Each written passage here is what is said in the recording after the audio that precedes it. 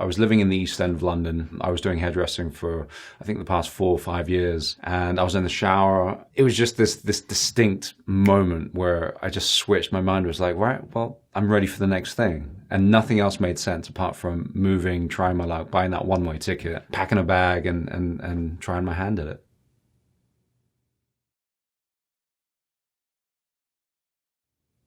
Before all the movie stuff, I used to be a television presenter. So my first ever audition was for this magazine show in Malaysia. I was absolutely terrified. I used to be a hairstylist before that. So coming from a salon into sort of faking it till I made it in Malaysia as a television host was terrifying. So it was a rubbish audition.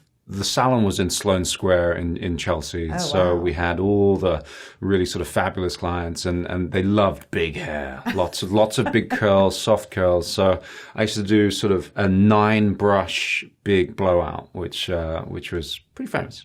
And does your wife ever ask you to do her hair? Once in a while. I actually did her hair for, I think, Oscars weekend. She was wearing a beautiful dress by Ralph Lauren. And so I gave her a quick once over and a bit of a slick back look. So comes in handy once in a while.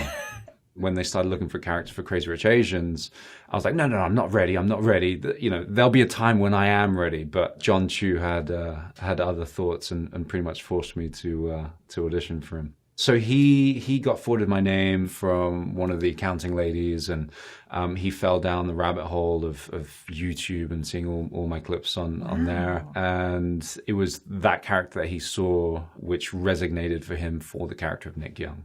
The first 2-3 days on set were terrifying. I will always remember just like, what am I doing? What is this life? But everybody on that set was so welcoming. Literally by the second or third day, it felt as if I had been doing it for ages. Nobody knew, sort of had heard of me. So I went back to normal. It was kind of like, all right, well, I've had this amazing experience. Now, if everything sort of went away, it would be as if nothing had happened. so it was a whole year until Crazy Rich Kid, pretty much. And so it was a lot of nice sort of downtime. And then John was coming to shoot some pickup shots just around sort of Singapore again. This must have been 4 or 5 months after we had finished sort of principal shooting. Him, the DP, came around to my house. I cooked them some like roasted salmon on soba noodles or something. Oh, wow. And we actually watched a very, very early version on my sort of home television. And at that point, I just knew, I was just like, this is a wonderful film. There wasn't much to do in the little village I grew up in the UK, just south of London. But the one thing you would do is go to the ice rink disco. There was the excuse of having to hold a girl's hand while skating around. It was a big deal. The first song that I remember that I made out to was at some kid's like 16th, 15th birthday or something like that. And it was Celine Dion, the Titanic song. Wow. What's that song called? My Heart Will Go On. And I remember she had loads of bracelets. So I just do remember the song and her bracelets. It sounds like a good experience anyway. I do have a karaoke song, and it is George Michael, Gotta Have Faith. Really? Would you like to sing a little for us now? Please, come on. Gotta have faith. No. I always get caught out on that. Everybody's like, oh, just sing a little bit. And I'm like, ugh. I thought I was really clever. And we had like IT school and everybody had to choose the thing. I was such a stupid, lame email. But I think it was like iworshiphenry@gmail.com or something ridiculous like that. You're a kid and it's just like, oh, I'm really clever with words. And I was just like, oh.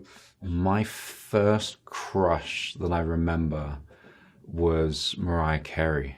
She was huge in Asia, but I do remember having a dream about her coming to my little village or little town and throwing a little concert. And I just remember just being in awe and obviously woke up just feeling empty.